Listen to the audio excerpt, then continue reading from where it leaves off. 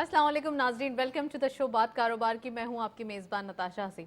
नाजरीन, आज की मार्केट की बात करें तो 51,000 का लेवल इंटेक दिखाई देता है। कल के दिन मार्केट ने एक बार फिर 51,000 का लेवल अचीव किया था, सस्टेन किया था। आज भी वही सस्टेनेबिलिटी दिखाई देती है, लेकिन आज हम कह सकते हैं कुछ रेंज बाउंड एक्टिविटीज़ देखी गई है। मार्केट ने थोड़ा कंसोलिडेशन प्रोसेस को विटनेस किया है। साथ साथ कुछ अगर हम बात करें इन्वेस्टर्स पार्टिसिपेशन की, वो भी देखी गई है। थोड़े से अब हम कह सकते हैं कि मार्केट के अंदर जो बुलिश ट्रेंड है वो अब फर्दर कंसोलिडेशन की तरफ आते हुए दिखाई दे रहा है। साथ साथ इन्वेस्टर्स पार्टिसिपेशन इन सेंस इसलिए भी देखी जा रही है क्योंकि एफडीआई काफ़ी बढ़ती हुई दिखाई दे रही है। अभी रिसेंट पास में प्राइम मिनिस्टर साहब का विजिट था चाइना के हवाले से, और third belt and road forum का एक कामयाब दौरा रहा है जिसके अंदर तकरीबन 20 से ज़्यादा एमओयू साइन किए गए। कल हमने प्राइम मिनिस्टर साहब की ये स्पीच भी देखी थी अपनी पूरी फाइनेंस टीम के साथ, और ये एक बड़ी खुशाइन बात है कि चाइना के साथ हमारा ये जो एक बॉन्डिंग है काफ़ी हद तक स्ट्रॉन्ग होती हुई दिखाई दे रही है। आज हम डिटेल डिस्कस भी करेंगे, लेकिन उससे पहले ये बताना ज़रूरी है कि साथ साथ एसआईएफसी का जो है एक हम कह सकते हैं ये एपेक्स कमेटी है, ये जो एक काउंसिल है, इसका इम्पैक्ट बड़ा एक पॉजिटिव आ रहा है। साथ साथ वो कंट्रीज़ जो पाकिस्तान में इन्वेस्ट करना चाहते हैं उनके लिए भी एक ट्रस्ट डेवलप होता जा रहा है, कॉन्फिडेंस लेवल बढ़ता हुआ दिखाई दे रहा है। साथ साथ ये भी कहा जा रहा है कि आने वाले दिनों में जो एक्सपेक्टेशन एसआईएफसी के से थी वो भी डबल होते हुए दिखाई दे रही हैं। सो वी आर होपिंग कि डॉलर की जो डेप्रिसिएशन है या रुपये की एप्रिसिएशन है वो कंटिन्यूस रहे और साथ साथ आने वाले दिन बेहतर हो। फर्स्ट सेगमेंट देखते हैं।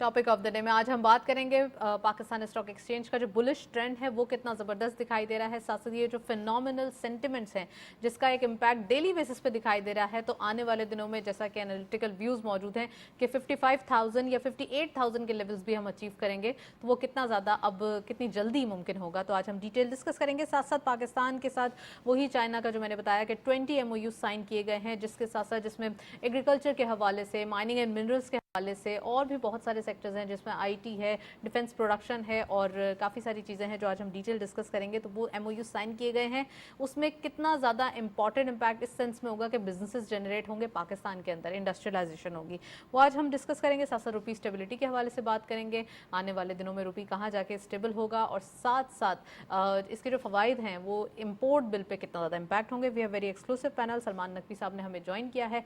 आप इकोनॉमिस्ट भी हैं, एजुकेशनिस्ट भी हैं, उनको खुशामदीद कहते हैं। अस्सलाम वालेकुम सलमान साहब। सलाम, welcome to the show. Thank you. मियां जाहिद साहब ने भी हमें ज्वाइन किया है। आप हैं chairman national business group of Pakistan के, उनको भी खुशामदीद कहते हैं। अस्सलाम वालेकुम Zahid sahab, welcome to the show. Zahid sahab, programme का बाकायदा आगाज़ मैं आपसे करूंगी। आप क्या समझते हैं इकोनॉमिक नंबर्स के हवाले से? साथ साथ प्राइम मिनिस्टर साहब का चाइना विजिट, बहुत ही कामयाब दौरा ये दिखाई दिया, जिसमें बेल्ट एंड रोड फोरम के हवाले से बात की गई। ये third belt and road forum है, सिल्क रोड के हवाले से बात की गई, तमाम कंट्रीज़ इसमें अटैच होते हुए दिखाई दे रहे हैं, पूरी दुनिया को इसमें वेलकम किया गया। कितना इंपॉर्टेंट साबित होगा ये पाकिस्तान के लिए? पाकिस्तान के लिए तो मैं समझता हूँ ये गेम चेंजर है, और पाकिस्तान ने जो सी पैक को इनिशिएट किया था आज से 10 साल पहले, ये उसकी भी सालगिरह थी, और बेल्ट एंड रोड इनिशिएटिव जो है चाइना का, ये उसकी भी 10 साल की वो थी, सालगिरह थी, और ये थर्ड फोरम था इनका, और इसमें 130 ममालिक ने इसमें शिरकत की। तो इससे हम अंदाज़ा लगा सकते हैं कि ये कितनी बड़ी एक इकनॉमिक एक्टिविटी है जिसमें पूरी दुनिया आलमोस्ट इसमें इन्वॉल्व है।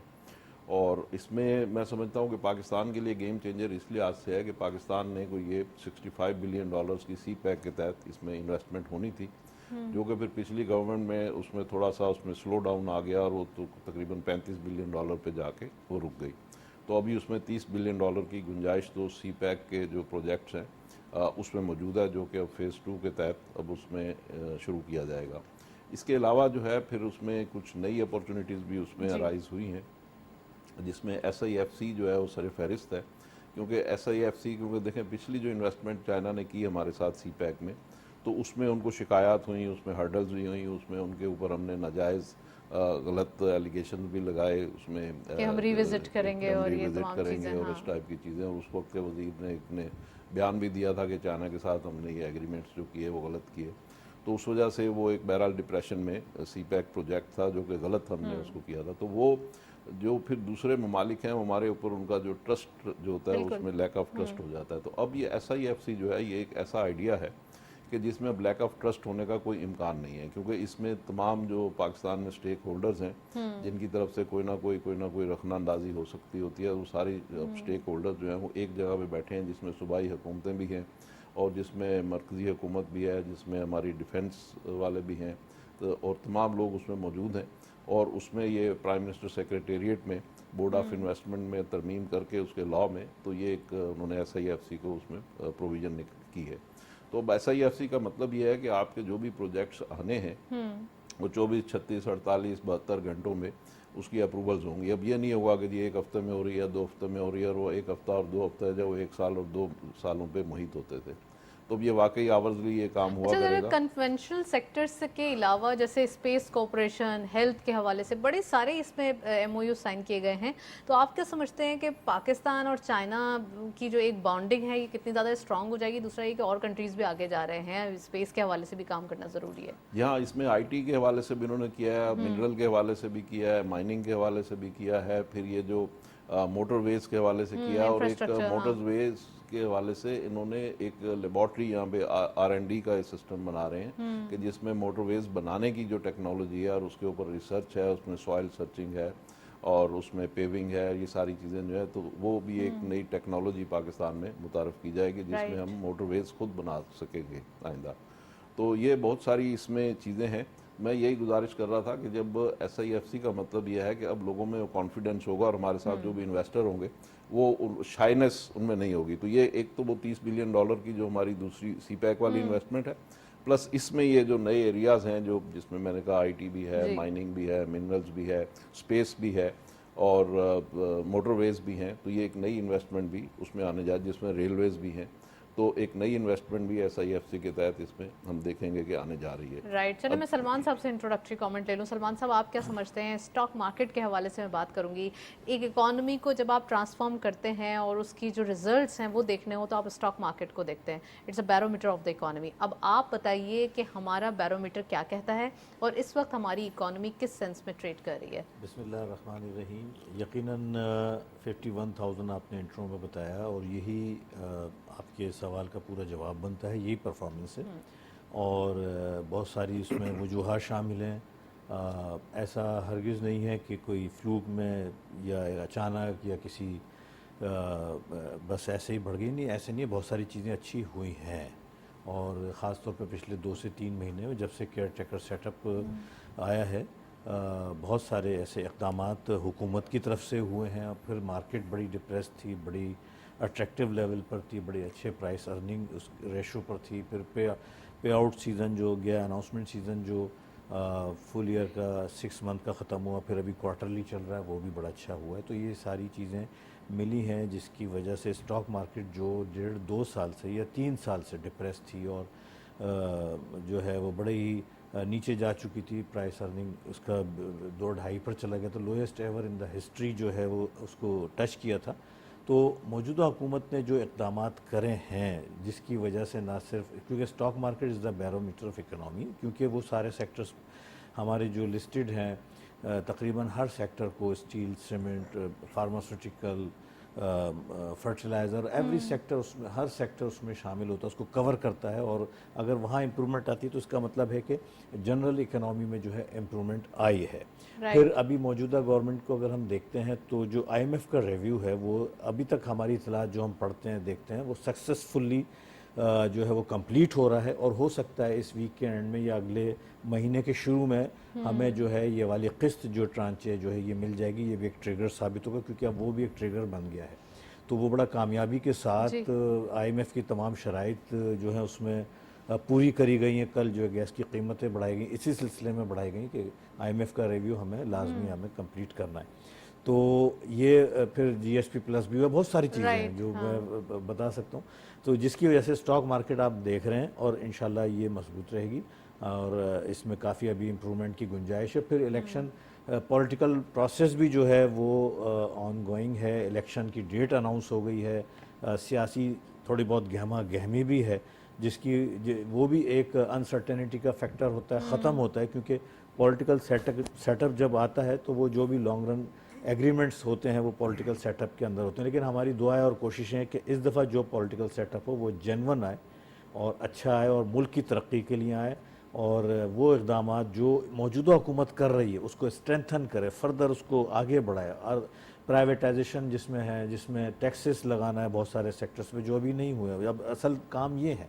और जिस तरीके से स्मगलिंग पे कंट्रोल करा गया, जिस तरीके से डॉलर की होर्डिंग और सट्टेबाजी पर कंट्रोल करा गया, एक्सचेंज कंपनियों पे पाबंदी लगाई गई, तो ये सारी चीज़ें कंटिन्यू, ये ना हो कि वो माफियाज दोबारा एक्टिव हों और उसके बाद, वरना वो सारे जो असरात हैं वो ज़ायल हो जाएंगे। तो वो सारा सफ़र उस पॉलिटिकल गवर्नमेंट ने ही तय करना। तो इस दफ़ा मुझे यकीन है आवाम भी और जो ऐसे लोगों को मुंतखब करें जिनके पास टीम हो, जिनके पास विजन हो, जिनके पास रोड मैप हो कि भाई ये सारी चीज़ें, पड़ोसियों से ताल्लुकात वगैरह वगैरह, इस पर बड़ा लंबी मैं डिबेट कर सकता। तो उसमें बहुत सारी चीज़ें आ जाती हैं जो अब आने वाली हुकूमत की जिम्मेदारी, क्योंकि हम जिस स्टेज पर हैं इस वक्त, पाकिस्तान जिस स्टेज जी। पर आ गया इस वक्त, इन चीज़ों की बेइंतहा ज़रूरत है। और मैं पॉजिटिवली एक चीज़ कहना चाह रहा हूँ कि थोड़े से भी ये स्टेप, हमारी इकनॉमी का शेप इस तरीके से है कि हमारी थोड़ी सी भी सपोर्ट और मिलती है तो इंशाल्लाह ताला हम यहाँ से टेक ऑफ कर जाएंगे।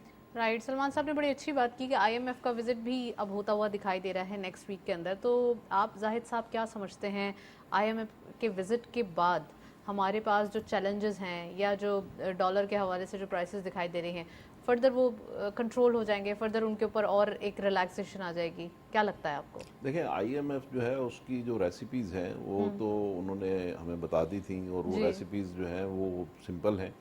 वो रेसिपीज़ क्या है, वो लेकिन कहते सर हैं जी, रेसिपी के अंदर जो एक इंटरेस्ट रेट है वो बड़ा हाई है, वो बहुत नहीं ज़्यादा देखें, हमारे लिए स्पाइसी है। वो तो है, वो तो है। देखें, इंटरेस्ट रेट जो है वो 22% पे है, उसके ऊपर बैंक का जी। स्प्रेड लगा लें तो वो 25-26% पे चला जाता है। लेकिन बात यह है कि वो है क्यों। अभी हमने 193% इंक्रीज़ कर दिया है कल गैस प्राइसेस में, और जो फिक्स चार्जेस थे वो 10 रुपये से बढ़ा के 400 रुपये कर दिए हैं। राइट। तो इस तरह की हमने जो अनप्रेसिडेंटेड इंक्रीजेस की हैं गैस में, तो ये सारी हम प्रिपरेशन कर रहे हैं आईएमएफ के लिए। लेकिन बात यह है कि ऐसा है क्यों, हमें इतनी मार्कअप हाइक करनी पड़ती है, क्यों हमें इसमें गैस की प्राइसेस पे जाना पड़ता है, क्यों पेट्रोलियम प्राइसेस को बढ़ाना पड़ता है। तो ये सारी चीज़ें जो है, असल में जो आईएमएफ का जो उन्होंने स्टैंड बाई एग्रीमेंट किया था, तो उसमें उन्होंने कहा था कि जी आपको अपने नुकसानात कम करने होंगे, ख़त्म करने होंगे, और अपनी इनकम बढ़ानी होगी। अब ये दो चीज़ें उनके पैरामीटर्स हैं।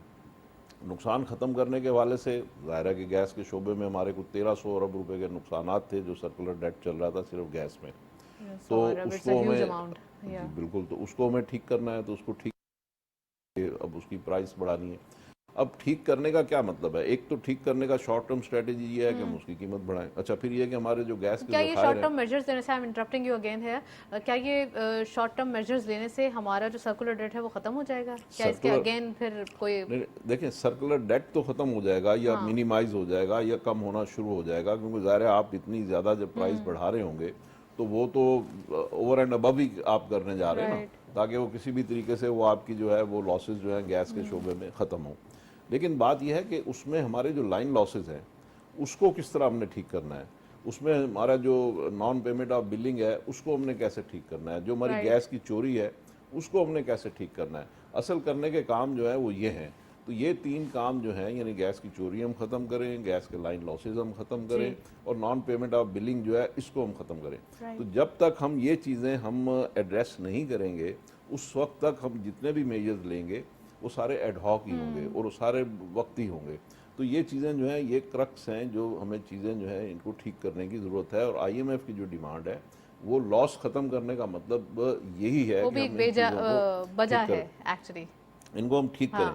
तो बहरहाल अब बात यह है कि अगर हम ठीक बाय दिस वे करें या बाय दैट वे करें, लेकिन जब हम लॉसेस ख़त्म करेंगे तो इसका मतलब है कि हम आईएमएफ की अगली ट्रांच के लिए हम उसको क्वालिफाई कर रहे होंगे। तो ये अब आवाम के लिए जो है हमारी, और एक्सपोर्ट बेस्ड इंडस्ट्री के लिए इसमें तकरीबन जो इन्होंने प्राइस इंक्रीज़ की है, ये जो 193% है, इसमें एक्सपोर्ट बेस्ड इंडस्ट्री के लिए जो है वो 80% इंक्रीज़ है। और जो नॉन एक्सपोर्ट बेस्ड इंडस्ट्री है उसके लिए कोई 150% यानी 150%। इट मींस कि इसमें रेजिडेंशियल्स भी शामिल हैं? हाँ, रेजिडेंशियल उसके अलावा है। रेजिडेंशियल जो है उसमें किसी में 190% है, किसी में 150% है, किसी में 50% है। जैसे तंदूर हैं फॉर एग्जांपल, उनके लिए प्राइस नहीं बढ़ाई गई। इसी तरीके से जो इलेक्ट्रिक पावर जनरेटिंग कंपनीज हैं उनके लिए गैस की कीमत कैसे नहीं बढ़ाई गई। आइडेंटिफाई करेंगे कमर्शियली? बड़ा मुश्किल नहीं होगा? आई होप इसके लिए नहीं, इन्होंने वो कोई तो प्लान रखा टैरिफ होगा। उस तरीके से उनके यहाँ सिस्टम्स बने हुए हैं कि किसको किस तरीके से करना है, उन्होंने उसके लिए तो वो करते हैं और पहले से कर रहे हैं। तो अब ये चीज़ जो है, अब अच्छा सीएनजी है फॉर एग्जांपल, सीएनजी के लिए उन्होंने कोई 140% इंक्रीज़ की है।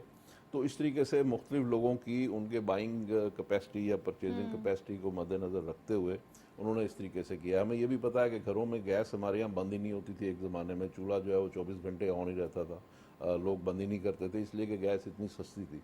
तो हमने जो है लेकिन सर अपने एक चूल्हे से क्या हो जाना है, यहाँ पर तो पूरे खजाने थे। अरे और एक चूल्हे से ही तो होता है, आप एक एक कतरा कतरा कतरा करके ही तो दरिया बनता है। तो ये हमने अपनी गैस जो है उसको ज़ाया किया, और अब इस वक्त सिचुएशन ये है कि हमारे गैस के ज़खायर जो है ख़त्म हो रहे हैं, और वो 5 से 7% एनुअली हमारी गैस जो है वो कम होती चली You जा are रही है। right, हाँ। नई एक्सप्लोरेशन हमने की नहीं, अगर हम उस तरफ तवज्जो दें और हमारे पास उसके वसाइल नहीं है, तो बहरहाल ये सारी चीज़ें ये आपने सही कहा है कि हमें लूप होल्स बंद करने की ज़रूरत है और अब हमें स्ट्रेटेजिक वे में आगे बढ़ने की ज़रूरत है। आप स्ट्रेनर में पानी भरते रहेंगे तो कभी नहीं ज़िंदगी में बढ़ना। डेफिनेटली यही राइट, मैं बात है। सलमान साहब से पूछूंगी। सलमान साहब, आपने प्राइस अर्निंग मल्टीपल का जिक्र किया था। रीजन में अभी 2.5 से 3 रुपए की प्राइस अर्निंग मल्टीपल हमारी जो पीई है वो दिखाई देती है। आपको क्या लगता है जब पीई 9 पे जाएगी और फिर मार्केट के क्या नंबर्स होंगे? क्योंकि एनालिटिकल व्यूज़ ये मौजूद हैं और वो बड़ा कैलकुलेट करके बैठे हैं। कल भी हमने शाहिद अली हबीब साहब से भी बात की, उनका भी ये कहना था कि we are expecting more and मोर।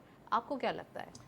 नहीं, इंशाल्लाह उम्मीद है 9 हो। 9 में अभी बहरहाल काफ़ी फ़र्क है। ये सारी चीज़ें डिपेंड करेंगी। मैंने जैसे शुरू में बताया था कि जो भी इक़दामात करें, ये एक ओवर रिएक्शन उसका आया, और एक चीज़, एक स्प्रिंग जो दबा हुआ था वो थोड़ा सा उसको रिलीफ मिला तो उसने जंप किया। बट यू नो कि हम जिस स्टेज पर हमारी इकनॉमी है और जिस स्टेज पर हमारा मुल्क है, जिस स्टेज पर इस वक्त हमें, मेरे ख्याल है अगले साल, इस साल के तो शायद हमने आलमोस्ट जो कर्ज़े देना है उसको हमने हेजिंग कर ली है, लेकिन जब 24 या 25 अरब डॉलर तो सिर्फ हमने अगले साल 2024 में देना है। उसमें कितने रोल ओवर होंगे, कितने अपने पास से दिएंगे। अभी रेमिटेंसेस में अलबत्ता ये है कि इन इक़दामात की वजह से जो हुए हैं बहुत शानदार हुए हैं, और इसकी जितना मैं समझता हूँ इस हुकूमत या जनरल आसिम मुनीर साहब की जितनी तारीफ़ किया, क्योंकि उनका बहुत बड़ा किरदार है, और हम हर उस इंसान को अप्रिशिएट करेंगे जो इस वक्त इस मुल्क की मईशत को आके संभाला देगा और उसको सपोर्ट करेगा और आगे बढ़ाएगा। उसको business sector, business community welcome करेगी, क्योंकि इंतहाई बुरे हालात में जा चुके थे, बहुत डिप्रेशन था। तो इन्होंने बहुत अच्छे काम करें और जिसकी वजह से ये कंटिन्यू रहें, ये मुस्तकिल है। और अभी बहुत सारे मरहले तय करना है, तो इंशाल्लाह 9 भी होगी हमारी। कौन कौन से मरहले हैं? 14-15 अब आपको लगता है पॉजिटिव वे में या नेगेटिव वे में? पॉजिटिव वे में इंशाल्लाह, पॉजिटिव वे में। और हमारे यहाँ पोटेंशियल बहुत है, जैसे अभी बता रहे थे जाहिद साहब, बता रहे थे SIFC के कितने सारे प्रोजेक्ट्स हैं, बहुत सारी चीज़ें। गैस की कीमतों को अगर आप इजाज़त दें थोड़ा सा मैं भी रोशनी डाल दूँ। जी ओके। देखें, ये इशू जो है ये 15 साल से डिले ही होता आ रहा था।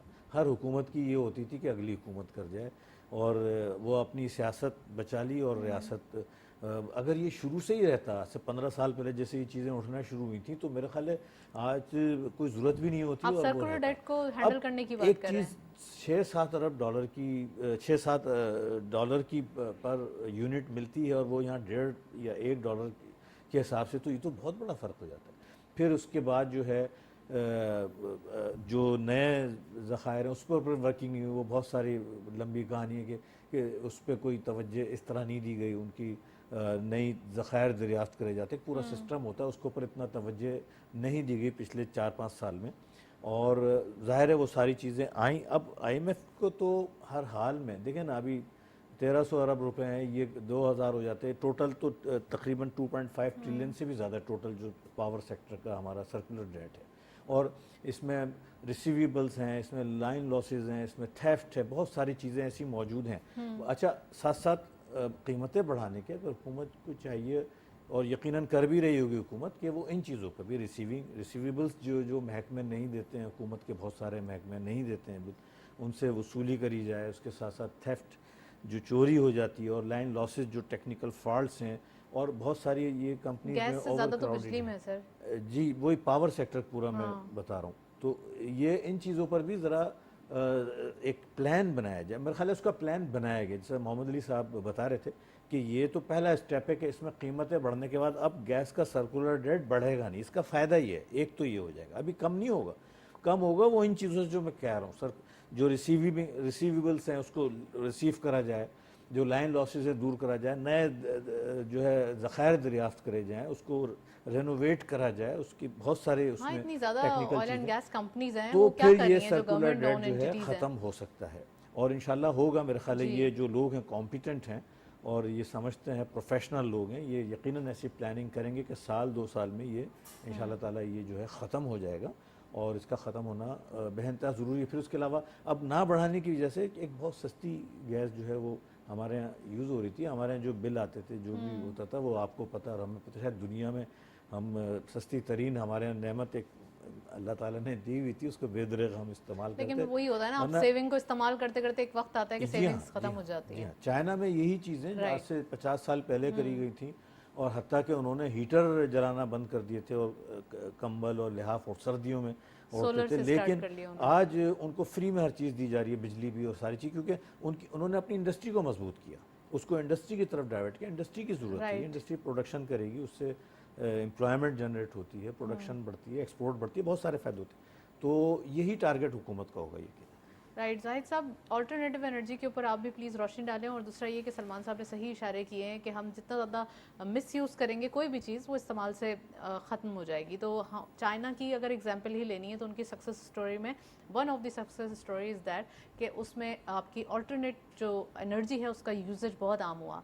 प्लीज़ ज़रा इसको बताइए। हाँ, देखिए अल्टरनेट एनर्जी का यूजेज वहाँ पे बहुत आम हुआ, लेकिन क्या वहाँ आप तसव्वुर कर सकते हैं कि आप बिजली का बिल पे नहीं करेंगे चाइना में, या क्या थेफ्ट करेंगे? या आप चोरी करेंगे, या ये कि वहाँ लाइन लॉसेस में ज़ाया हो जाएगी, क्या वहाँ आप ये तसव्वुर कर सकते हैं? तो पाकिस्तान में जो है ये तो बिल्कुल, ये तो इसके बगैर आपका गुजारा ही नहीं है, चोरी के बगैर, और आप लाइन लॉसेस और ये सारी चीज़ें जो है पाकिस्तान में तो ये एक नॉर्मल चीज़ें हैं। तो बात ये है कि एक तो ये चीज़ें हमें ठीक करने की ज़रूरत है कि अगर मैं सिर्फ बिजली का आपको बता दूं कि 4,500 मेगावाट बिजली पर डे हम ज़ाया करते हैं। तो सर, ठीक करने की जरूरत है तो कैसे होगी ठीक? कितना टाइम अब दरकार हम होगा नहीं इसको? करनी है, कोई फरिश्तों ने आगे थोड़ी ठीक करनी है, कोई जिन भूत ने आगे ठीक नहीं करनी, हम नहीं करनी है। हम ही चोरी करते हैं, हम ही ठीक करेंगे, हम ही लाइन लॉसेस में ज़ाया करते हैं, हम ही ठीक करेंगे, और कहाँ से आएंगे लोग? हम नहीं करनी है, और नहीं करेंगे तो 4,500 मेगावाट बिजली तो हम रोज़ ज़ाया करते हैं, रोज़ डेली हम ज़ाया करते हैं। तो ये चीज़ें तो हम नहीं ठीक करनी है। बाकी रह नहीं गई तो फिर बात बिल बढ़ते रहेंगे। अल्टरनेट एनर्जी की। तो अब अल्टरनेट एनर्जी में अगर आप सिर्फ इंडिया की एग्जांपल ले लें तो उनकी जो एनर्जी बास्केट है उसमें 16% उनका सोलर है, और हमारे यहाँ जो है 1.16% है। ओके। तो हमें चाहिए कि सोलर के ऊपर हम जाएं। जब हम सोलर पे 16% पे भी अगर हम चले जाते हैं तो इसका मतलब ये होगा कि तकरीबन 4,000 मेगावाट बिजली पर डे हम सोलर से बना रहे होंगे, तो हमें उस पर Okay. जाना चाहिए। इसी तरीके से विंड है। अच्छा देखें, आप फॉसल फ्यूल जितने भी हैं वो तो इंपोर्ट करते हैं और उससे बिजली बनाते हैं, ठीक। अच्छा, अगर आप उसकी बजाय आप अगर विंड से बिजली बना रहे होंगे या सोलर से बना रहे होंगे तो ये इंपोर्टेड फ्यूल तो नहीं है ना, ये तो आपके लोकल हैं। तो इससे आपकी जो इंटरनेशनल मार्केट में जो उतार चढ़ाव होते हैं और उसकी वजह से आपको लॉसेस सस्टेन करना पड़ते हैं, तो वो नहीं होंगे। तो जी। ये आपको चाहिए कि ये करें, जैसे आपके थर के कोयले की एक रीजन बड़ी- में कॉम्पिटेंसी हमारी हो जाएगी, और बिल्कुल। हमारी तो और वैसे ही फिर ये एक्सपेंसेस कि बढ़ते हुए दिखाई देते हैं। थर का कोयला है फॉर एग्जांपल, तो इस वक्त हम उससे बिजली जो बना रहे हैं गालबन कोई 3,000 मेगावाट बना रहे हैं। अच्छा। जी हाँ, तो हमें चाहिए कि उसमें थर के कोयले से और ज़्यादा बिजली हम बनाएं, और वो हो रहा है, उसके ऊपर भी काम हो रहा है। तो हमारी जो टोटल रिक्वायरमेंट है वो अगर हम सारी की सारी फॉर एग्जांपल थर के ऊपर शिफ्ट कर दें या सोलर पे शिफ्ट कर दें, और यानी अपनी एनर्जी बास्केट जो है उसको रीडिज़ाइन करें, तो उसमें जो फॉसल फ्यूल है, जो यानी जो इम्पोर्टेड फ्यूल है, उसको तो हमें चाहिए कि हम एनवायरमेंट बिल्कुल फ्रेंडली भी नहीं है, वो तो बड़े इश्यूज हैं एलिमिनेट उसके। करें। हाँ। वो हमारे पास पैसे भी नहीं है ना उसको खरीदने के लिए, तो हमें चाहिए कि उसको हम एलिमिनेट करें और उसकी बजाय हम सोलर पे जाएं, हम विंड के ऊपर जाएं, हम पानी की जो यानी हाइड्रो पे जाएं, और हम इस तरीके से अगर हम अपने आप को रीडिज़ाइन करेंगे अपनी बास्केट को, तो फिर हम सस्ती बिजली की तरफ जा सकेंगे और फिर हम अपने आवाम को रिलीफ भी दे सकेंगे। लेकिन टॉप ऑफ दैट ये सारी चीज़ें तो हम करेंगे ही करेंगे, लेकिन उसके साथ साथ अगर चोरा चकारी, लाइन लॉसेज और ये सब इन पे कंट्रोल कर लिया जाए तो अच्छा है। तो इनको भी कंट्रोल करना घरेलू सारिफिन को भी चाहिए कि आप ऑल्टरनेट यूजेज की तरफ जाएं, चाहे वो आपके पास अगर सोलर एनर्जी है तो उसका ही इस्तेमाल करें, उसे बेचने पे ना लग जाएं, बल्कि आपको उसको ये कि अपने यूजेज के लिए एटलीस्ट नहीं, इस्तेमाल वो तो करें। ऐसे ही होता है। नहीं, सोलर बिजली जो आप बना रहे होते हैं जी। तो वो आपने बेचनी ही होती है। यानी अच्छा। आप अभी जो बिजली बना रहे हैं वो आपके इलेक्ट्रिक को या जो भी आपका सप्लायर है वो आप उसको दे रहे होते हैं, और अपनी जो आपको इस्तेमाल की चाहिए वो उससे आप ले रहे होते हैं। तो उससे वो नेट ऑफ होके आपको जो नेट आप एक्सेस, जैसे मिसाल के तौर पे रात को तो सोलर नहीं होगा ना, तो रात को तो आपको जो भी आपका के इलेक्ट्रिक या दूसरा वापडा है उससे लेनी होगी। जी। दिन में आप अपनी बिजली बना रहे होते हैं, तो ठीक इससे आपका दिन में तकरीबन 8 घंटे जब आपका सूरज रहता है तो 8 घंटे आप सोलर से बिजली बना सकते हैं, और 16 घंटे जो है वो आपको फिर आपको वापडा या उससे लेनी होगी। तो ये इसकी कंपोजिशन है। तो इसीलिए अब देखें, बड़ा मेरा ख्याल है discounted चीज़ें हैं शायद इसमें। ऑस्ट्रेलिया, आई थिंक अगर मैं गलती पे नहीं हूँ तो उनके यहाँ जो इस वक्त सोलर का जो शेयर है वो कोई 22% है। इसी तरीके से चाइना जो है वो बहुत ह्यूज इन्वेस्टमेंट कर रहा है सोलर के ऊपर। इंडिया का मैंने आपको बता दिया। तो Turkey दुनिया is also में investing टर्की in है। तो इस तरीके से बहुत सारे ममालिक जो हैं वो अब सोलर पे जा रहे हैं और विंड पे जा रहे हैं। तो हमें भी उस तरफ जाने की ज़रूरत है। और हम 24 अरब डॉलर की हम अपनी ये जो एनर्जी इंपोर्ट करते हैं, तो उस 24 अरब डॉलर ही को उसमें से हम डाइवर्ट करें सोलर की तरफ और विंड के ऊपर, तो Right. उससे ये पैसे भी वही लगेंगे, पैसे भी एक्स्ट्रा नहीं लगेंगे हमारे, और हम इस तरीके से सस्ती एनर्जी पे शिफ्ट हो सकेंगे। बिल्कुल, ये बड़ा अच्छा आपने एक सोल्यूशन बताया है। आई होप कि लोग भी इसको ज़रूर समझेंगे। मैं सलमान साहब आपसे पूछना चाहती हूँ कि इकोनॉमिक कंडीशन को बेहतर करने के लिए बहुत सारे स्टेप्स लिए गए, जिसमें डॉलर की होर्डिंग के ख़िलाफ़ या डॉलर की जो एक बेहंगम उसकी लगाम थी उसके ख़िलाफ़ भी बड़ा ज़बरदस्त क्रैकडाउन किया गया। आपको क्या लगता है, रूबी वैल्यूएशन कैसे देख रहे हैं आप? और साथ साथ अभी थोड़ा सा हम कह सकते हैं कि आफ्टर 27-28 कंसेक्यूटिव डेज़ एक छोटा सा जो है हम कह सकते हैं करेक्शन आई थी, अब क्या दिखाई देता है रूपी वैल्यूएशन? देखिए डॉलर एक तो कूपन पेमेंट थी जो 2024 में कुछ बॉन्ड्स पाकिस्तान ने कमर्शियल इन्वेस्टमेंट की हुए लोन लिए हुए हैं, तो हर 6 महीने के बाद उनका प्रॉफिट कूपन पेमेंट कहलाता है, वो देना होता है। तो वो अभी अभी पिछले वीक में दिया गया है। तो अच्छा। डॉलर यहाँ पे ज़रा टाइट हुआ था। ज़ाहिर एक बहुत बड़ी पेमेंट जो है पाकिस्तान ने करी, अल्हम्दुलिल्लाह।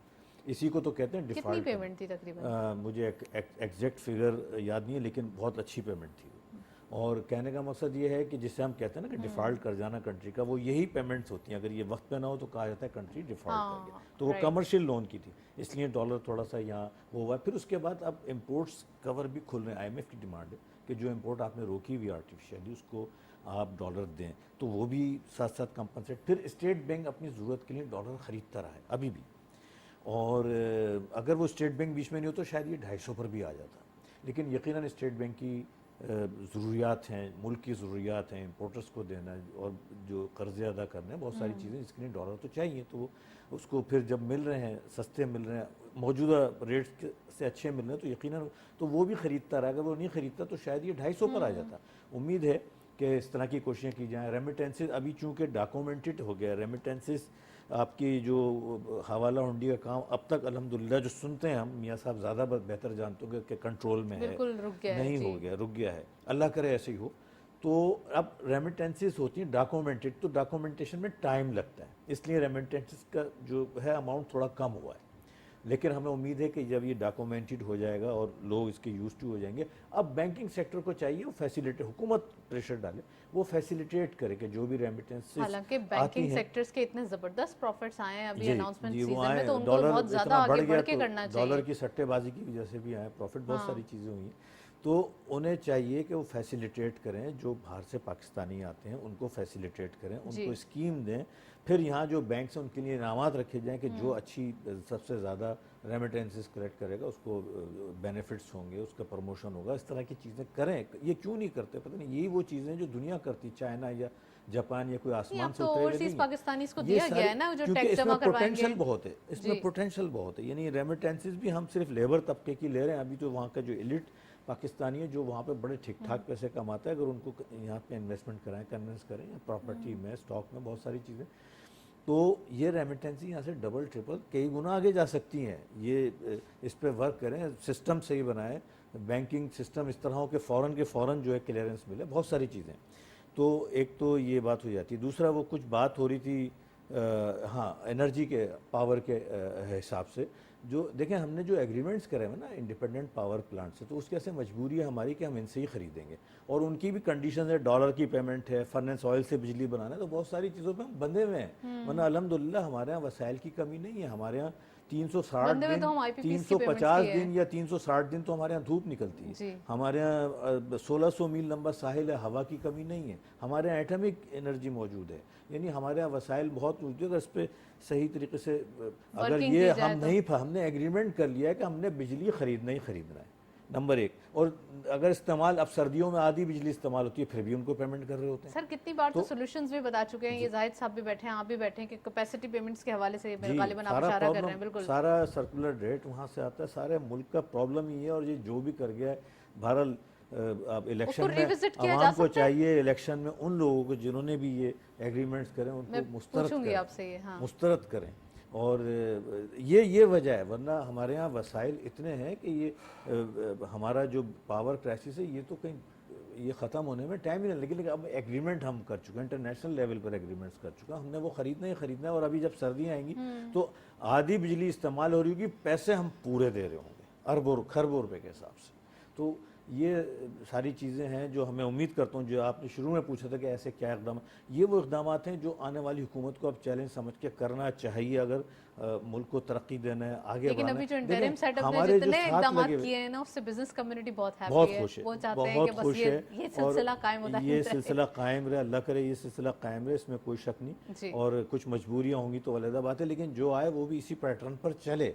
देखें, जिन मुल्कों से हमारा बॉर्डर लगता है, इसमें ईरान है, चाइना है, इंडिया है, वो इन दिनों में चलें, ईरान पर पाबंदियाँ हैं, इंडिया और चाइना अपने तारीख की बुलंद तरीन जीडीपी को छू रहे हैं। तारीख की बुलंद तरी उनके जो फॉरेन एक्सचेंज रिजर्व हैं इस वक्त 600 अरब डॉलर तो सिर्फ इंडिया के हो गए, और चाइना के हज़ारों अरब डॉलर में। 600 अरब से ज़्यादा ही है इंडिया के, बिल्कुल। इसी अरसे में 6-7 साल के, और 6-7 साल के अरसे में हम नेगेटिव ग्रोथ पर चले गए। ऐसा क्या क्यों? हुआ वही है? बॉर्डर हाँ। लगा हुआ है, वही लोग हैं, वही मौसम है, वही सब कुछ है, इसलिए हुआ है। ये इन चीज़ों की वजह से, करतूतों की वजह से। तो ये कंट्रोल करे जाए, इसको बनाया जाए, इसको अब ऐसे लोग नजर आ रहे हैं जो इसमें चेंज लाएंगे। मैं जाहिद साहब, एक तो पॉलिसी को रिविजिट किया जा सकता है आईपीपीस के हवाले से, कैपेसिटी पेमेंट, इसको बताइए। और दूसरा ये कि एक और सलमान साहब ने बड़ा अच्छा इशारा किया है कि documentation of economy, documentation of economy के साथ साथ डॉक्यूमेंटेशन ऑफ पाकिस्तानीज भी होने चाहिए। अभी जो हमने देखा है कि नॉन पाकिस्तानीज के खिलाफ जो इलीगल तरीके से रह रहे हैं उनके लिए बड़ा एक वेट एंड सी की पोजीशन देखी जा रही है, और डिफरेंट कोई नया क्वेश्चन डेली रेज होता है, डेली उसका आंसर दिया जाता है। 31 का इंतजार हो रहा है, इसके बारे में भी बताइए। देखिए, जहाँ तक आईपीपीस को रिविजिट करने का ताल्लुक है ना, इसकी एग्जांपल बहुत सारे लोगों को ये मुगालता है कि जी पुराने लोग जो है गलत एग्रीमेंट करके चले गए और उन्होंने गलत किया और हमें बेच के चले गए। ऐसा नहीं है। बात यह है कि आज आप, एक सिंपल एग्जांपल है, आज आपको गाड़ी किस्तों पे लेते हैं, आप उसको घर पे खड़ी कर दें लेके, आप चलाएं या ना चलाएं, आपने उसकी किस्त पे करनी है ना। तो बस सिंपल सी बात है। तो अगर आप उसको चलाएंगे, आप 8 घंटे चलाएंगे तो भी आपने किस्त देनी है, 12 घंटे चलाएंगे तो भी देनी है, 24 घंटे चलाएंगे तो भी देनी है, खड़ी कर देंगे तो भी देनी है। तो बात यह है कि इस तरीके से हमने जो यूनिट लगवाए थे तो उसकी आपने पेमेंट तो करनी है, जिसको हमारे यहाँ कैपेसिटी पेमेंट कहते हैं। अब कैपेसिटी पेमेंट जो है, हमारा जो बिल है उसमें तकरीबन 72% तो पेमेंट हमेशा ही हमें करते रहनी है या फिर एक वक्त आएगा कि वो पूरे हो जाएंगे? मैं उधर ही आ रहा हूँ। नहीं, उनकी एक पीरियड है कि भाई इस पीरियड तक जो है ये आपसे हमने बिजली लेते रहना है, ठीक है। अब बात यह है कि अब अगर हमारे पास पैसे हों और हम अपने पैसे ये चोरा चकारी से, लाइन लॉसेस से पैसे बचा लें और हम सोलर पे शिफ्ट हो जाएं, हम विंड पे शिफ्ट हो जाएं, पैसे बचेंगे ना हमारे पास। वो जो पैसे बचेंगे तो ये आईपीपीज हम परचेज कर सकते हैं जी। अगर आप उसका पूरा देखें ना, आप अर्ली पेमेंट कर सकते हैं ना किसी भी चीज़ की, कि भाई हमने ठीक है जी आपसे 25 साल का एग्रीमेंट किया हुआ है, अभी हम 10 साल बाद या 20 साल बाद या 15 साल बाद जो भी हम चाहते हैं हम वो परचेज कर लें उनसे, अल्लाह खैर सल्ला। तो ये कोई ऐसी बड़ी बात नहीं है, इन चीज़ों को हैंडल किया जा सकता है, प्रोवाइडेड कि हमारे पास पैसे हों और हमारे पास स्पेस हो तो हम वो चीज़ें परचेज कर सकते हैं। दूसरी बात ये कि ये जो हम 72% उसकी कैपेसिटी पेमेंट की हमारी उसकी कंपोजिशन है बिल के अंदर जो हम पेमेंट कर रहे हैं, वो 20-22 रुपये पर यूनिट बनती है। तो वो जो हम सर्दियों में हमारी जो रिक्वायरमेंट है वो 9000 मेगावाट पर डे कम हो जाती है बहुत, और गर्मियों में वो 25 से 30,000 मेगावाट पर डे है। तो इसका मतलब यह है कि अगर आपने अपने अवाम को गर्मियों में बिजली देनी है तो आप 30,000 मेगावाट के यूनिट लगाएंगे, वेयर एज के आप सर्दियों में उसमें सिर्फ 9000 यूज़ करेंगे जी। अब ज़रूरत इस चीज़ की है कि आप सर्दियों में भी अपनी कंजम्पशन बढ़ाएं, ठीक है। और दुनिया के हर मुल्क में जहाँ इस तरह के 4 सीज़न होते हैं वहाँ पे ये सिचुएशन आती है। हमारे यहाँ ये कोई अनोखे नहीं है, ये सब जगह होता है। अब सिचुएशन ये है कि हमें इसकी मैनेजमेंट करनी है कि सर्दियों में हम कैपेसिटी पेमेंट बड़ी अच्छी एग्जांपल दी कि हम अनोखे नहीं है, हम भी पॉलिसीज कॉपी कर सकते हैं, हम सक्सेस स्टोरीज को देख सकते हैं। बिल्कुल बिल्कुल। तो ये चीज़ें हम कर सकते हैं, रेप्लिकेट कर सकते हैं, ये बल्कि हमें ज़्यादा पोटेंशियल है। ये दुनिया में चीज़ें मौजूद हैं। हम हर चीज़ को एक स्कैंडल बना देते हैं, हर चीज़ को हम एक साजिश का रुख देना शुरू कर देते हैं। इससे हमें निकलना चाहिए, चीज़ों के प्रोफेशनल सॉल्यूशंस निकालने चाहिए जो कि अवेलेबल हैं। अब बात यह है कि सर्दियों में हम don't cry over split milk, बस रोना नहीं है, अब आगे का बढ़ना है, आगे अब काम सर्दियों करना में है। देखें क्या करते हैं। हाँ। सर्दियों में हम गैस इंडस्ट्री की बंद कर देते हैं 5 महीनों के लिए, ठीक है। उनको शिफ्ट कर देते हैं हम डीजल पे, कि वो डीजल खरीदो। डीजल जो है वो 3-4 गुना महंगा है बिजली से। एक्सपेंसिव। तो ज़रूरत इस चीज़ की है कि हमारे पास जो बिजली ऑलरेडी मौजूद है, जो हम यूज़ नहीं कर रहे, तो हमें चाहिए कि बिजली वो हम उनको वो दे दें। 5 महीने इंडस्ट्री को दे दें और सस्ते रेट पे दे दें, क्योंकि ऑलरेडी कैपेसिटी चार्जेस तो हम पे कर रहे हैं।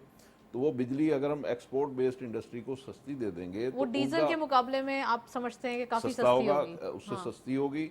लेकिन उसमें इशू ये है कि बिजली रिलायबल नहीं है, वो दिन में 3 दफ़ा उसके ब्रेकडाउन होते हैं। तो उसको रिलायबल करने की ज़रूरत है और सस्ती करने की ज़रूरत है। और वो सस्ती इसी तरीके से होगी कि जब उसकी आप कंजम्पशन बढ़ाएंगे, तो वो आप सर इंडस्ट्री को कितनी दे बार दें। ऐसा होता है कि अनइंटरप्टेड लाइट आती रहती है, कोई इशू नहीं है, कभी लोड शेडिंग का नहीं सुना, और कभी कभार अचानक ऐसा होता है, आप जैसे बता रहे हैं कि 3 बार ब्रेकडाउन भी हो गया तो सारी चीजें हो गई। इंडस्ट्रियल एरियाज में अक्सर उसके ब्रेकडाउन होते हैं। अच्छा। और अक्सर उसमें इस तरीके रिपेयर्स होती हैं जो 12-12, 14-14 घंटे बंद होती हैं। और अक्सर इंडस्ट्रीज ऐसी हैं जिनके जो प्रोसेस हैं उसमें आप 1 सेकंड का भी वक्फा नहीं दे सकते, और उसमें चाहे 5 सेकंड के लिए बिजली चली जाए और 5 सेकंड बाद आ जाए तो उनका सारा प्रोसेस और सारा बैच खराब हो जाता है। तो इसका मतलब यह है कि हमें बिजली एक तो रिलायबल करने की ज़रूरत है, कंटिन्यूटी रखने की ज़रूरत है, और वही 5 महीने अगर आप इंडस्ट्री को बिजली सस्ती दे देंगे तो जी। उनकी कॉस्ट ऑफ प्रोडक्शन कम होगी, इन्फ्लेशन भी कम होगी और आपकी एक्सपोर्ट बढ़ेगी। तो असल बात तो यह है कि आपको डॉलर चाहिए, डॉलर आएंगे तो मुल्क चलेगा। अब ठीक है, हमारे यहाँ जनरल साहब की रिक्वेस्ट के ऊपर हमारे जो मनी चेंजर्स हैं, वो असल में क्या है कि वो जो छोटे छोटे लोग होते हैं ना, किसी से $200 लिए, किसी से $500 लिए, अब्रॉड जो लोग वर्किंग क्लास है उनसे वो ले लिए पैसे, वो पैसे लेके वो वहाँ पे स्टोर करते रहते हैं, और वो पैसे फिर जब यहाँ रेट अच्छे होते हैं तो फिर यहाँ भेजते हैं। तो अब वो जनरल साहब ने जब उनसे रिक्वेस्ट की कि भाई आप वो उन्होंने सुना इस पैसे बात का। वहाँ ना रखें बल्कि पाकिस्तान में फ़ौरन भेजें, तो वो जो वहाँ पे पैसे उन्होंने होल्ड किए हुए थे या समझ लें स्टोर किए हुए थे, वो पैसे उन्होंने यहाँ भेजे, तो यहाँ से सिचुएशन थोड़ी ईज आउट होना शुरू हो गई। देखिए ना, एक बात यह है कि जब मुझे ये पता हो, मैं बाहर मैंने पैसे मैं ख़रीदता हूँ इस तरीके से और पाकिस्तान भेजता हूँ, तो जब मुझे पता चलेगा कि पाकिस्तान में तो रोज़ 2 रुपये 5 रुपये बढ़ रहे हैं, तो मैं पैसे रोक रोक के भेजूंगा वहाँ से, तो मुझे इसका फ़ायदा होगा। तो वही जनरल साहब ने जब रिक्वेस्ट की, तो मेरी आम आदमी की रिक्वेस्ट में और जनरल साहब की रिक्वेस्ट में बड़ा फ़र्क है। तो वो जो उन्होंने कॉन्फिडेंट हो जाते हैं ना, फिर उन्हें जब पता उन्होंने है। रिक्वेस्ट की, नहीं वो रिक्वेस्ट ऐसी होती है कि आपको माननी ही है, तो वो फिर पैसे पाकिस्तान आना शुरू हो गए। इसी तरीके से हमारे जो एक्सपोर्टर हैं, उनकी जो वहाँ से सेल्स प्रोसीड आती हैं, वो उनके पास 90 डेज़ का टाइम होता है कि वो 90 डेज़ में पैसे वहाँ पे वो रोक सकते हैं। जी। तो वो भी जब जनरल साहब ने उनकी मीटिंग बुलाई और उनसे रिक्वेस्ट की कि भाई आप भी अपने पैसे जो है वहाँ रोकने की बजाय पाकिस्तान में मंगाया करें और जल्दी मंगाया करें, तो वो भी पैसे आना शुरू हुए। तो उसके नतीजे में पाकिस्तान में जो रोज़ाना की बुनियाद के ऊपर जो डॉलर हाइक हो रहा था और बढ़ रही थी उसकी कीमत, तो उसको कंट्रोल किया गया। इसी तरीके से हमारे बॉर्डर से जो हमारी जो स्मगल्ड आइटम्स आ रहे थे, जैसे 22% हमारी पेट्रोलियम प्रोडक्ट्स की कम हो गई थी यहाँ पे रिक्वायरमेंट, क्योंकि वो सारी जो फॉर्मल चैनल की बजाय इनफॉर्मल चैनल से वो चीज़ें आ रही थी स्मगलिंग से, वो उन्होंने वहाँ पे उसको रोका, बॉर्डर से टाइट किया। तो उसके नतीजे में अब वो चीज़ें हमारी फॉर्मल चैनल से इंपोर्ट होंगी प्रॉपर तरीके से, तो उसमें गवर्नमेंट को रेवेन्यू भी मिलेगा। तो उसमें गवर्नमेंट का रेवेन्यू लॉस भी हो रहा था। तो चीज़ें ये है कि हमने ठीक की हैं, और इसका मतलब ये भी है कि हमारे अंदर कैपेसिटी है चीज़ों को ठीक करने की, हमारे कर सकते अंदर हैं मसल्स हम, भी चाहें हैं, तो बहुत कुछ हो सकता मसल्स है। भी हैं, कैपेसिटी भी है, विल भी है। जब हम वो शो करते हैं विल, तो चीज़ें ठीक हो जाती हैं। जब हम वो विल शो नहीं करते तो चीज़ें ख़राब होना शुरू हो जाती हैं। तो ये तो एक रोज़मर्रा की चीज़ है, इसको हमें हैंडल करना चाहिए। अभी आप देख लें कि हमारी जो प्राइस मैकेनिज़्म है कि जो मार्केट में चीज़ों की कीमतें हैं, तो उसमें भी थोड़ी सी तवज्जो दी गई, तो उसमें भी चीज़ें बिल्कुल नीचे कम आना होना शुरू, शुरू हुई है, बिल्कुल। उसमें भी चीज़ों की कीमतें नीचे आ जी। रही हैं। तो बात यह है कि एक तो चीज़ होती है सप्लाई, सप्लाई ठीक करें आप, दूसरी चीज़ होती है मार्केट मैकेनिज्म। राइट। तो मार्केट मैकेनिज्म और सप्लाई लाइन, इन दोनों को मिला के जब आप चीज़ों को लेके चलते हैं तो फिर चीज़ें ठीक होना शुरू हो जाती हैं। और उन्हीं चीज़ों को थोड़ी सी भी आप आंख बंद कर लें, थोड़ी सी लापरवाही कर लें, राइट। तो वो फिर आवाम के लिए मुश्किलात का बायस होती राइट। हैं। मैं अगेन सलमान साहब से पूछूंगी। सलमान साहब, आप क्या बताएंगे कि जो 31 अक्टूबर तक जो नॉन पाकिस्तानी या इलीगल पाकिस्तानी के खिलाफ जो एक यकीनन क्रैकडाउन होगा, जो इलीगल तरीके से रह रहे हैं, हमारा मुल्क है, हमारे मुल्क की अपने लोगों के लिए अपॉर्चुनिटीज़ हैं, वो अब इलीगल तरीके से जो रह रहे हैं, तो ये तो फिर नहीं सहा जा सकता ना। इसके ऊपर प्लीज़ ज़रा कमेंट कीजिए। नहीं जी, बहुत अच्छा ये कदम है और वक्त की ज़रूरत है, और ये ओवर का ये भी डिले होता आया है, और जो ख़ास तौर पर डिले भी होता है और सोचा भी नहीं था किसी ने ऐसा। वो मैंने कहा ना कि सियासत बचाते हैं और बाकी रियासत को कुर्बान करते आए हैं अब तक, इसमें कोई शक नहीं है। यही इक़दाम आखिर पिछली हुकूमत ने क्यों नहीं करे, उससे पिछली हुकूमत ने क्यों नहीं करे, जो उन्होंने महीने भर में कर दी। सवाल पैदा होता है हमारे जहन में आता है क्यों नहीं करे, तो करना चाहिए था, उनका फ़र्ज़ है। इसलिए उन्होंने सियासत बचाई, बहुत सारी वजूहतें, वो प्रोग्राम पॉलिटिक्स पे चला जाएगा अभी तो ये प्रोग्राम। तो ये बड़ा देखें, सिक्योरिटी हमारे यहाँ जहाँ बहुत सारे मसले हैं, हमारे यहाँ जहाँ मईशत का बहरान है वहाँ सिक्योरिटी क्राइसिस है, जिसकी वजह से इन्वेस्टमेंट को हमेशा नुकसान होता है। जहाँ जिस मुल्क में सिक्योरिटी का इशू हो, सी पैक हो या वो बहुत सारे प्रोजेक्ट हमारे यहाँ ख़राब हुए इसीलिए। तो ये एक बहुत अच्छा कदम है और अल्लाह करे ये कंटिन्यू रहे और साबित कदमी से रहे और इसको पाया तकमील तक पहुँचाया जाए। जहाँ तक एनर्जी कंजप्शन का अगर हम बढ़ाएंगे, जैसे कि मियाँ साहब कह रहे हैं, ये अच्छी चीज़ है, लेकिन देखें हमारे यहाँ डॉलर की शॉर्टेज, अगर हम एनर्जी कंजप्शन बढ़ा देंगे, बिजली ज़्यादा इस्तेमाल करेंगे, तो हमें फिर ज़्यादा फर्नेस ऑयल इंपोर्ट कर, क्योंकि हमारा एग्रीमेंट हुआ हुआ है कि फर्नेस ऑयल की बिजली दें, तो वो हमें ज़्यादा इंपोर्ट करना पड़ेगा। एग्रीमेंट नहीं है। डॉलर हमें ज़्यादा चले, ज़्यादातर हमारे जो IPPs हैं वो फर्नेस ऑयल पर चलते हैं, जो हमारे करते हैं 30-40% फर्नेस ऑयल, वो गैस पे बहुत 99% गैस पे तो वो फिर उसके लिए डॉलर चाहिए होंगे। लेकिन तो आप कंजम्पशन जब बढ़ाएंगे, कंजम्पशन जब आप बढ़ाएंगे तो उसके आगे आपकी प्रोडक्शन भी तो बढ़ेगी ना। नहीं देखें, अब वो बढ़ाएं, कंजप्शन बढ़ाएं, उसको सोलर दिन में यूज़ करें, दिन का टाइम यूज़ करें, यानी दिन का मैक्स। पूरी दुनिया में सुबह 6-7 बजे, पूरे सर तो मुझसे ज़्यादा जानते हैं, सुबह 6-7 बजे से लेकर दिन शुरू हो जाता है, एक्टिव 8 घंटे रहता है, और उसके बाद सूरज गुरूब होता है, उनका दिन ख़त्म होना शुरू हो जाता है और बाजार बंद हो जाते हैं। तो हमारे ये एक टेक्निकल खामी है। इससे हमारा देखें प्रोडक्शन का टाइम भी बढ़ेगा और फिर एनर्जी जो महंगी है वो सस्ती हो जाएगी। ज़ाहिर है हम सोलर यूज़ कर रहे हैं, ज़्यादा से ज़्यादा सोलर की एनर्जी धूप में यूज़ कर रहे हैं, तो ये थोड़ा सा हमें चीज़ें देखना होंगी। वहाँ एक मसला ये आ जाता है कि हम चूँकि इम्पोर्ट ओरिएंटेड कंट्री हैं, हम फर्नेस ऑयल इंपोर्ट करते हैं। हमारे 2-3 तो बड़े मसले हैं, एक तो ऑयल का है वो इंपोर्ट करते हैं, दूसरा डॉलर का है। ये 2-3 चीज़ें अगर हम कंट्रोल कर रहे हैं तो हमारे मुल्क में और कोई प्रॉब्लम नहीं है। लेकिन यही सारी बुनियादी चीज़ें, क्योंकि इंपोर्ट ओरिएंटेड कंट्री हैं, हमारे इंडस्ट्रियलाइजेशन नहीं हो सकी है स्मगलिंग की वजह से।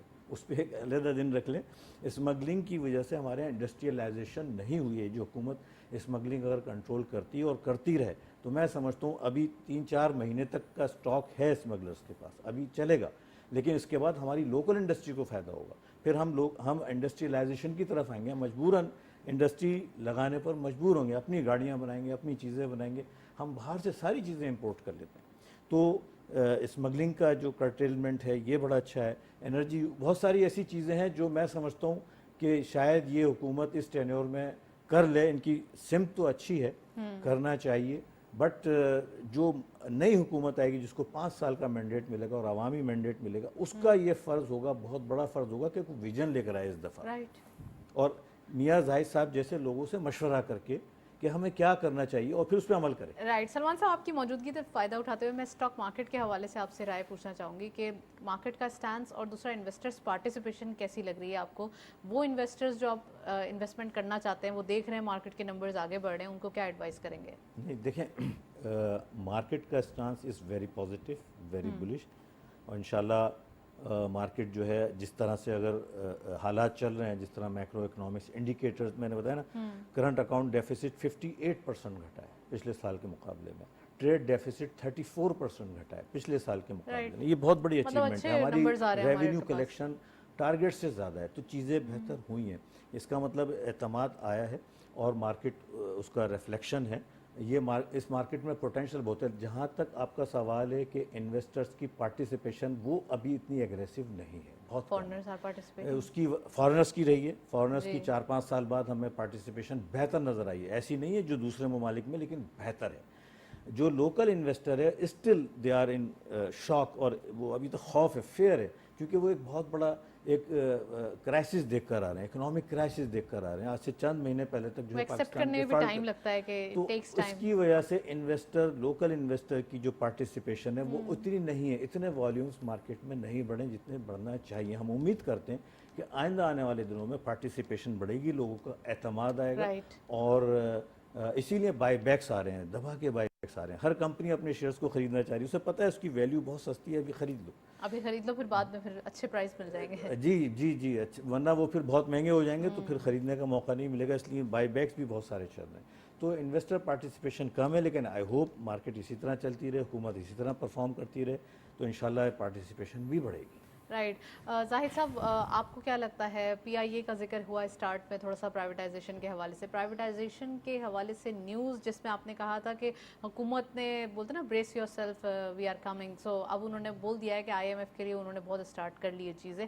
अब आईएमएफ की ही एक कंडीशन थी कि आपको प्राइवेटाइजेशन करनी है, तो इस हवाले से आपको क्या लगता है कि नेक्स्ट ट्रांच से, इस ट्रांच से पहले या नेक्स्ट ट्रांच से पहले, सेकेंड या थर्ड? देखें, प्राइवेटाइजेशन पे तो सिर्फ बातें हो रही हैं, अभी तक अमल तो कोई नज़र नहीं आया हमें। आल्दो के उन्होंने प्राइवेटाइजेशन के लिए एक वज़ीर भी अपॉइंट कर दिए हैं, और वज़ीर भी बड़े नेक नाम हैं और उन्होंने बड़ा काम भी किया है, फवाद हसन फवाद साहब, और बड़े वो डूअर हैं, तो आई थिंक कि वो करेंगे। लेकिन ये कि अभी तक अगर देखा जाए तो ऑन ग्राउंड तो कोई चीज़ प्राइवेटाइजेशन में नज़र नहीं आई, सिवाय इसके कि पीआईए के पैसे बंद हो गए हैं, और पीआईए की जो फ़्लाइट्स हैं बहुत सारी बंद हो गई हैं, पीआईए को फ्यूल नहीं मिल रहा, और पीआईए को जो है ज़ाहिर है कि हमारा खून निकाल के पीआईए को पिलाया जा रहा पैरासाइट था। नहीं बनाना। हाँ, तो वो पीआईए जो है वो अब देखे किधर जाती है। लेकिन ये कि ये एक पीआईए नहीं है, ये 80 इदारे हैं गवर्नमेंट के, जो 1000 अरब रुपए साल का खून निचोड़ते हैं हमारा।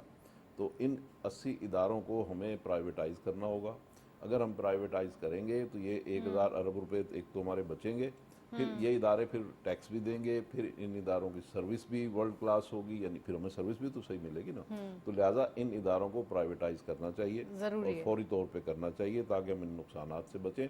आईएमएफ और क्या कहता है, हमें ही कह रहा है ना कि भाई अपने नुकसान बंद करो, और कोई वो पैसे हमारे से तो नहीं ले जाने उसने कि ये पैसे मुझे दे दो। राइट, चलें सर, तो वेल चीज़ें अपनी ठीक करनी चाहिए। चलें sir, thank you so much, आपने आज ज्वाइन किया। जाहिद साहब, सलमान साहब का बहुत बहुत शुक्रिया आज आप तशरीफ़ लाए। आज के दिन हम डिटेल डिस्कशन की, जिसके अंदर काफ़ी सारी चीज़ें थी जो हमने लाइमलाइट में रखी, खासकर हम कह सकते हैं कि पावर सेक्टर के हवाले से हमने डिटेल डिस्कशन की, जिसमें इंडस्ट्रियलाइजेशन के जो इशूज़ हैं और साथ साथ वो जो अल्टरनेट एनर्जी को यूज़ कर रहे हैं, इसके ऊपर आज हमने बात की। दैट्स इट, इस प्रोग्राम को वाइंड अप करेंगे। इजाज़त दीजिए, अल्लाह।